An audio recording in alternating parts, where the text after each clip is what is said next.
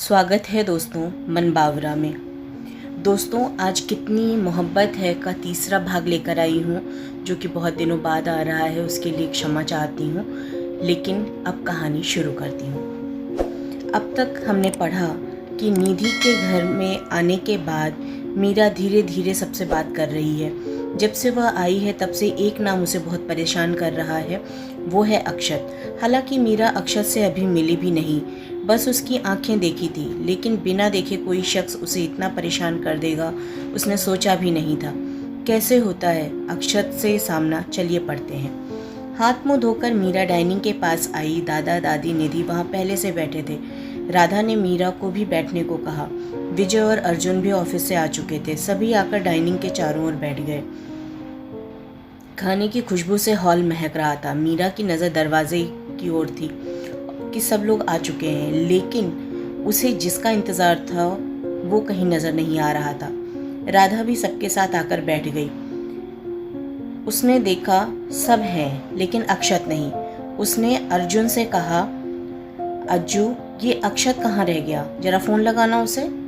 माँ मेरी बात हुई थी उससे, उसने बताया कि वो किसी दोस्त की पार्टी में है, खाना खाकर लौटेगा। अर्जुन ने कहा, ये लड़का भी ना क्या क्या करेगा कोई नहीं जानता। आप सब लोग शुरू करिए चलिए, राधा ने कहा और सबकी प्लेटों में खाना परोसने लगी। अर्जुन मीरा के बिल्कुल सामने ही बैठा था और बीच बीच में वह मीरा को देख भी लेता, लेकिन मीरा कहीं और ही खोई हुई थी। अक्षत से वह फिर नहीं मिल पाई। सब ने खाना शुरू किया। राधा ने एक कटोरी में खीर निकाली और मीरा की ओर बढ़ाकर कहा, ये मैंने खास तुम्हारे लिए बनाई है, खाकर देखो कैसी बनी है। मीरा ने एक चम्मच खीर चखी। खीर बहुत टेस्टी थी। मीरा ने खुशी व्यक्त करते हुए कहा, खीर बहुत अच्छी बनी है आंटी, थैंक यू। मीरा मम्मा ना खीर के साथ साथ और भी बहुत टेस्टी खाना बनाती हैं। तुम यहाँ रहोगी ना तो इनके हाथ का खाना खाकर ही इनकी फ़ैन हो जाओगी, निधि ने कहा। खाएंगे भी और साथ साथ बनाना भी सीखेंगे, मीरा ने कहा। तुम्हें खाना बनाना नहीं आता? इस बार सवाल अर्जुन की तरफ से था, जो कि उसने जल्दबाजी में कहा। सब उसकी ओर देखने लगे और उसने झिझकते हुए कहा, मेरा मतलब लड़कियों को खाना बनाने का तो शौक होता है ना, इसलिए। अर्जुन की हालत देखकर मीरा मुस्कुरा उठी और कहा, जी नहीं, हमें खाना बनाना नहीं आता। सीखने की कभी ज़रूरत ही नहीं पड़ी। घर पर माँ बनाती थी और हॉस्टल में मेस में बना बनाया मिल जाता है। हमें सिर्फ चाय बनानी आती है। हॉस्टल का खाना कैसे खा लेती थी आप? मैं खुद 2 साल दिल्ली के हॉस्टल में रह चुका हूँ, सच में बहुत ख़राब होता है, अर्जुन ने मुंह बनाकर कहा। इतना बुरा भी नहीं होता, बस दाल में कभी कभी पानी ज़्यादा हो जाता है और आलू की सब्ज़ी में आलू कहाँ है ये ढूंढना पड़ता है, मीरा ने कहा तो सभी हंसने लगे। वह खुद भी मुस्कुराए बिना नहीं रह सकी। अर्जुन बड़े प्यार से मीरा को मुस्कुराते हुए देख रहा था। निधि जो कि उसके बगल में ही बैठी थी ने अर्जुन को एक कोहनी मारी तो वह झेंप गया और दूसरी ओर देखने लगा। विजय ने मीरा की ओर देखा, कहा, बेटा कॉलेज में किसी भी तरह की ज़रूरत हो तो बताना, यहाँ सब तुम्हारे अपने ही हैं। अच्छे से पढ़ाई करके अपने पैरों पर खड़ी हो जाओगी तो हमें बहुत खुशी होगी। थैंक यू अंकल, हम ज़रूर मेहनत करेंगे और कामयाब बनकर दिखाएंगे, मीरा ने कहा। बिल्कुल बनोगी बेटा जी, और अपनी माँ का नाम रोशन करोगी, दादू ने कहा। ऐसी ही हल्की फुल्की बातों के बीच सबने खाना खाया और फिर दादू दादी साथ साथ बाहर घूमने निकल गए। अर्जुन उठकर ऊपर अपने कमरे में चला गया। पापा हॉल में बैठकर न्यूज़ देखने लगे और राधा किचन जमाने में लग गई। निधि मीरा को लेकर बालकनी में आ गई और दोनों सामने बगीचे में टहलते हुए दादू दादी को देखने लगे। दादा दादी दोनों एक दूसरे का हाथ थामे चहलकदमी कर रहे थे। उनकी बातें तो साफ सुनाई नहीं दे रही थी, पर कभी कभी बीच में दोनों मुस्कुरा उठते। मीरा तुमसे एक बात पूछूं? निधि ने मीरा की ओर पलट कर कहा। पूछो, मीरा ने अपने दोनों हाथों को आपस में समेट कर कहा। क्या तुमने कभी किसी से प्यार किया है? निधि ने पूछा। नहीं, मीरा ने सीधा सा जवाब दिया। कभी तो किया होगा ना, निधि ने कहा। शायद, मीरा ने कहा। शायद क्या यार, तुम इतनी सुंदर हो, तुमसे तो किसी को भी प्यार हो सकता है, निधि ने कहा। वैसे तुम यहाँ आज ये सब क्यों पूछ रही हो? मीरा ने निधि की आंखों में देखते हुए कहा। बस ऐसे ही। अच्छा ये बताओ तुम्हारी नज़र में प्यार क्या है? निधि ने फिर सवाल किया। प्यार।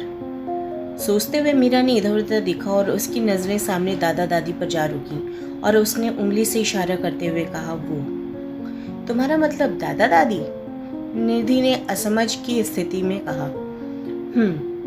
उम्र के आखिरी पड़ाव में वो दोनों साथ साथ हैं, खुश हैं, हमेशा एक दूसरे के साथ बने रहना, यही तो प्यार है।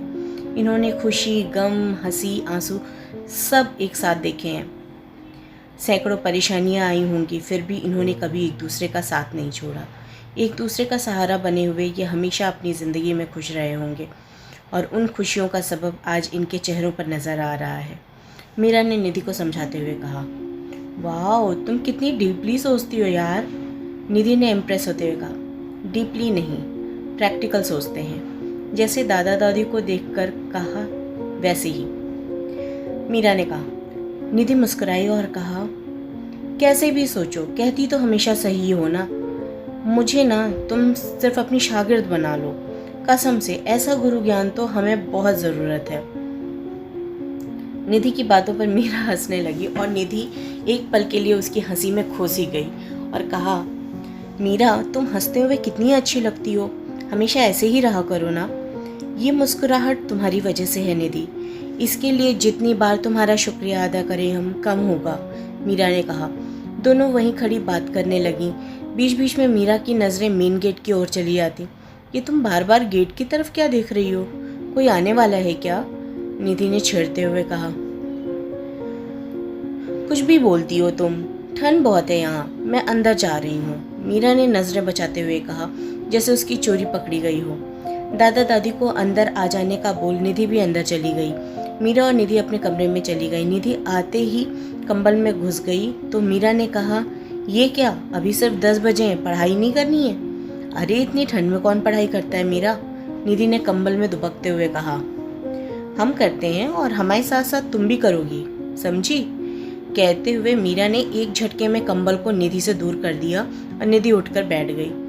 क्या यार मीरा, सोने दो ना, कल करेंगे पढ़ाई। कल करे सो आज कर, वो बात नहीं सुनी? अब चुपचाप किताब खोलो और चैप्टर पढ़ो। मीरा ने उसके हाथ में किताब थमा दी और खुद उसके सामने अपनी किताब लेकर कुर्सी पर बैठ कर पढ़ने लगी। कमरे की खिड़कियां, दरवाजे सब बंद थे और हीटर भी ऑन था, इसलिए ठंड का एहसास कम था। निधि बेमन से किताब पढ़ने लगी। मीरा अपनी किताब में मग्न थी। उसे ध्यान ही नहीं रहा कि कब उसके सामने बैठी निधि किताब लिए लिए ही सो चुकी है। घंटे भर बाद जब मीरा का ध्यान निधि पर गया तो उसने देखा निधि सो चुकी है। उसने अपनी किताब साइड में रखी और उठकर निधि के पास आई। उसने धीरे से उसके हाथों से किताब को निकाला और पास पड़ा तकिया उसके सिर के नीचे लगा दिया। मीरा ने किताब को टेबल पर रखा और फिर कंबल उठाकर निधि को उड़ा दिया। मीरा वापस कुर्सी पर आकर बैठ गई, अपनी किताब पढ़ने में बिजी हो गई। कुछ वक्त बाद ही नींद ने मीरा की आंखों में भी दस्तक देनी शुरू कर दी। उबासियां आने लगीं तो उसने किताब बंद करके टेबल पर रख दी। घड़ी की ओर देखा तो रात के 12 बज रहे थे। मीरा को याद आया कि निधि ने उसे नीचे विनीत की बुक दी थी, वो शायद नीचे ही रह गई। लाकर बैग में रख देती हूँ, सुबह कॉलेज में विनीत को लौटा दूंगी, मीरा ने मन ही मन कहा और नीचे चली गई। मीरा नीचे आई तो सब सो चुके थे। उसने धीरे से टेबल पर रखी किताब उठाई और लेकर जैसे ही जाने को हुई उसे खिड़की के पास एक परछाई दिखी जो सहारा लेकर ऊपर चढ़ने की कोशिश कर रही थी। मीरा ने गौर से देखने की कोशिश की, लेकिन उस ओर अंधेरा ज़्यादा होने की वजह से कुछ दिखाई नहीं पड़ा। हो सकता है वो कोई चोर हो, वरना कोई दीवार के सहारे ऊपर क्यों जाता। मुझे ही कुछ करना होगा, मीरा ने मन ही मन कहा और दबे पांव सीढ़ियाँ चढ़ने लगी। मीरा जब ऊपर आई तो वह परछाई उसे हॉल की बालकनी से ऊपर आते दिखी, मगर हमने लाइट जलाई तो वो भाग जाएगा, अंधेरे में ही जाकर पकड़ते हैं उसे, मीरा ने मन ही मन खुद से किसी जासूस की तरह कहा और धीरे धीरे कदम बढ़ाते हुए हॉल की ओर गई। हालांकि वह भूल चुकी थी कि यह हॉल अक्षत का था। घर वालों का वहां जाना बिल्कुल मना था। नीचे पॉल पर लगे बल्ब की हल्की रोशनी वहां तक जा रही थी। मीरा बड़ी सफाई से धीरे धीरे कदम बढ़ाते हुए बालकनी की ओर आई और जैसे ही वो परछाई बालकनी की रॉ पर पार करने अंदर हॉल में आई, मीरा ने उसका सीधा हाथ मजबूती से अपने हाथ में पकड़ा और घुमाकर उसकी पीठ से लगाकर कहा, क्या चुराने आए हो यहाँ? खुद को बहुत शातिर चोर समझते हो? हाँ, लेकिन मेरी नज़रों से बचना इतना आसान नहीं। चोर? What the hell? मीरा के चंगुल में फंसे लड़के ने कहा। क्या बात है, इंदौर के चोर इतने पढ़े लिखे हैं भाई, वाह, अंग्रेजी में बात करते हैं, मीरा ने ताना मारते हुए कहा। लड़के ने अपना हाथ छुड़ाने की कोशिश की, लेकिन मीरा ने इतना कसकर पकड़ रखा था कि ऊपर से मोड़कर पीठ से लगाया हुआ था। बेचारा चाहता तो भी कुछ नहीं कर पाता। तुम कौन और ये क्या बकवास कर रही हो? लड़के ने गुस्से में कहा। हमारी छोड़ो, तुम बताओ, तुम यहाँ क्या चुराने आए हो? मीरा ने भी अकड़ कर कहा। अबे मैं कोई चोर नहीं हूँ और मेरा घर है ये, मैंने चाहे जैसे आऊँ, तुम इससे क्या? तुम कौन होती हो मुझे रोकने वाली? लड़के ने झटके से अपना हाथ छुड़ाया और मीरा की ओर पलट कर कहा। लैंप की मध्यम रोशनी में वह कुछ कुछ दिखाई दे रहा था, लेकिन मीरा ने ध्यान नहीं दिया और 2 कदम उसकी ओर बढ़ाकर कहा, वाह वाह वाह वाह, मस्त एक्टिंग करते हो। तुम्हारा घर? एक देंगे ना रखकर, सारा का सारा सच उगल दोगे। रुको, अभी हम सबको आवाज़ लगाते हैं। कहते हुए मीरा ने जैसे ही चिल्लाने की कोशिश की, लड़के ने आगे बढ़कर उसके मुंह पर अपना हाथ रखा और पीछे धकेलते हुए दीवार से लगा दिया। मीरा ने सामने देखा तो बस देखते ही रह गई। सांवला रंग, कटीली आंखें, सुर्ख होंठ, बाएं कान में काले रंग की गोल छोटी बाली, सीने से गर्दन तक कुछ नीचे एक छोटा सा टैटू बना हुआ। मीरा ने जैसे ही उसकी आंखों में देखा तो उसका दिल तेजी से धड़क उठा। मुंह बंद था, लेकिन दिल और जोर से आवाज़ें कर रहा था। उस लड़के की आंखें इतनी गहरी और कातिल थीं कि मीरा तो क्या, कोई भी लड़की देखते ही होश खो बैठे। पर ये आंखें मीरा को जानी पहचानी लग रही थीं, लेकिन बोलती कैसे, मुंह तो बंद था। उसने एक तरकीब लगाई और मन ही मन कहा, दिखता तो अच्छे घर का है, फिर यहाँ क्या चुराने आया होगा? खूबसूरत भी है और आंखें तो, उफ, ये क्या सोच रही है तू मीरा? याद है ना, खूबसूरत चीज़ खतरनाक होती है, और खूबसूरत है तो क्या हुआ, है तो ये चोर ना। सोचते हुए उसने अपना पैर जोर से लड़के के पाँव पर दे मारा। आउच! लड़के ने मीरा के मुंह से हाथ हटाया और अपना पाँव देखने लगा। तभी मीरा जोर से चिल्लाई, अबे चुप, पापा ने सुन लिया तो बैंड बजा देंगे। लड़के ने एक बार फिर मीरा का मुंह बंद कर दिया। तब तक निधि उठकर आ चुकी थी। हालांकि मीरा की आवाज़ नीचे नहीं गई थी। निधि ने जब देखा तो उनके पास आई और लड़के को मीरा से दूर करके कहा, ये क्या कर रहे हो भाई? मेरी दोस्त है मीरा। मीरा ने निधि के मुंह से लड़के के लिए भाई शब्द सुना तो अवाक रह गई। अपने शक को दूर करने के लिए उसने निधि से हिचकिचाते हुए कहा, ये कौन है?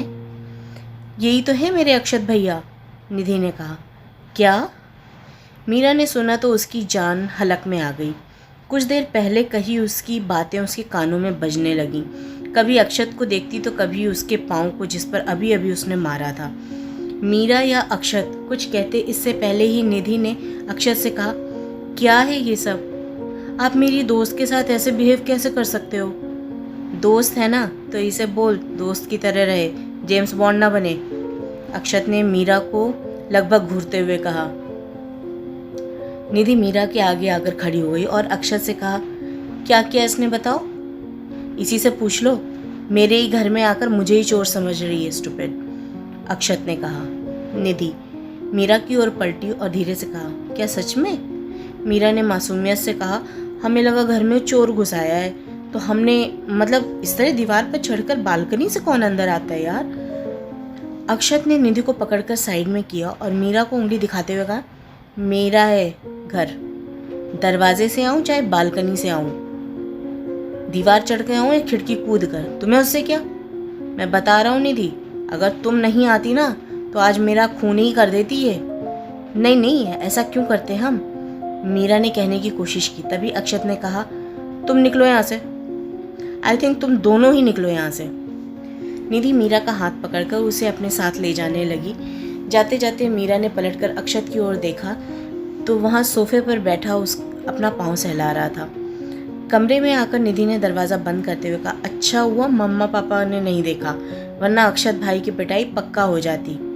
आई एम सो सॉरी निधि, वो हमें नहीं पता था कि तुम्हारा भाई है। हमने उनसे न जाने क्या क्या बोल दिया, मीरा ने उदास होकर कहा। अरे इट्स ओके, इसमें तुम्हारी कोई गलती नहीं है। चिल करो, सुबह तक सब नॉर्मल हो जाएगा, निधि ने बैठते हुए कहा। पर वो इससे दीवार चढ़कर हमारा मतलब दरवाजे से तो भी आ सकते ना, मीरा ने कहा। साहबजादी पार्टी करके आए होंगे तो पापा से सामना करने में शर्म आ रही होगी ना, इसलिए ऐसे आए हैं। वैसे भी बहुत बार वो ऐसे ही आते हैं, इसलिए तो उधर किसी को आने नहीं देते, निधि ने कहा। सोचा नहीं था आपसे ऐसे मुलाकात होगी। आप सच में कॉम्प्लिकेटेड ही हो, मीरा बड़बड़ाई तो निधि ने कहा। क्या हुआ? चलो सो जाओ और ज़्यादा मत सोचो, निधि कंबल में घुस गई। हम अभी आते हैं, कहकर मीरा ने सामने टेबल पर रखी ट्यूब उठाई और बाहर चली गई। निधि सो गई। मीरा कमरे से बाहर आई, उसने देखा हॉल में बैठा अक्षत अपना पाँव को देख रहा था।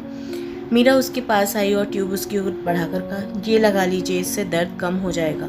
अक्षत ने मीरा की ओर देखा और मीरा ने दुखी होकर कहा, हमें पता नहीं था आप कौन हैं, इसलिए वो सब कह दिया। हो सके तो हमें माफ़ कर दीजिएगा। अक्षत ने कुछ नहीं कहा, बस खामोशी से देखता रहा। अक्षत को चुप देखकर मीरा की बेचैनी और ज़्यादा बढ़ गई, तो उसने वहाँ से जाना ही ठीक समझा। मीरा वहाँ से चली गई। अक्षत ने क्रीम पाँव पर लगाई और वह सोफे पर ही लेट गया। नींद कब आई उसे पता भी नहीं। सुबह 7 बज रहे थे। मीरा नहाकर तैयार हो चुकी थी। जैसे ही वह कमरे से बाहर निकली, उसकी नज़र हॉल में सोए हुए अक्षत पर गई। न चाहते हुए भी मीरा के कदम उस ओर बढ़ गए। मीरा आकर उसके पास खड़ी हो गई। सोते हुए अक्षत बिल्कुल मासूम बच्चे की तरह लग रहा था। मीरा ने उसे देखते हुए मन ही मन खुद से कहा, सोते हुए कितने अच्छे लगते हैं आप, ना कोई गुस्सा ना कोई खींच। सूरज की किरणें सीधा अक्षत के चेहरे पर आ रही थी और उसे परेशान कर रही थी। मीरा बालकनी के पास आई और उसने पर्दा आगे बढ़ा दिया, जिसने सूरज की किरणों को अंदर आने से रोक लिया। मीरा वहाँ से नीचे चली आई। पूजा घर के सामने आकर उसने हाथ जोड़े और कहने लगी, हे शिव भगवान, अब हमसे कोई गलती ना हो। यहाँ सभी लोग बहुत अच्छे हैं, हम अनजाने में ही कभी उनका दिल ना दुखाएं। प्रार्थना करने के बाद मीरा जैसे ही जाने को पलटी, अर्जुन से टकरा गई। अर्जुन के हाथ में हल्दी की कटोरी थी जो दादी ने ही मंगवाई थी और पूजा घर में। लेकिन जैसे ही मीरा अर्जुन से टकराई, सारी की सारी हल्दी अर्जुन की शर्ट पर आ गिरी। मीरा ने देखा और कहा, माफ़ कर दीजिए, वो हमें ध्यान नहीं दिया, हम साफ़ कर देते हैं। कहते हुए मीरा ने अपने दुपट्टे से अर्जुन की शर्ट साफ़ करना शुरू किया और लगभग बड़बड़ाते ही जा रही थी। मीरा जितनी परेशान थी, अर्जुन उतने ही प्यार से उसे देख रहा था। अर्जुन ने देखा मीरा जिस दुपट्टे से हल्दी साफ़ कर रही वो भी पीला हो चुका है। उसने कहा, इसे साफ़ करने के चक्कर में आपने अपना दुपट्टा ख़राब कर लिया। मीरा ने देखा तो अपना सर पीट लिया और मन ही मन कहा, ये क्या किया यार, अपना फेवरेट दुपट्टा ही ख़राब कर लिया। अभी वो खुद को कोस रही थी, तभी दादी वहाँ आ गई और अर्जुन की हालत देखकर कहा, अरे अर्जुन, ये क्या, सारी हल्दी अपने ऊपर ही गिरा ली? जी दादी, वो हमारी वजह से गिर गए, आई एम सॉरी, मीरा ने उदास होकर कहा। अरे बेटा, उदास मत हो, ये तो अच्छा शगुन है। हल्दी का गिरना मतलब घर में कुछ अच्छा काम होने वाला है। क्या पता अर्जुन की शादी ही हो जाए, दादी ने हंसते हुए कहा।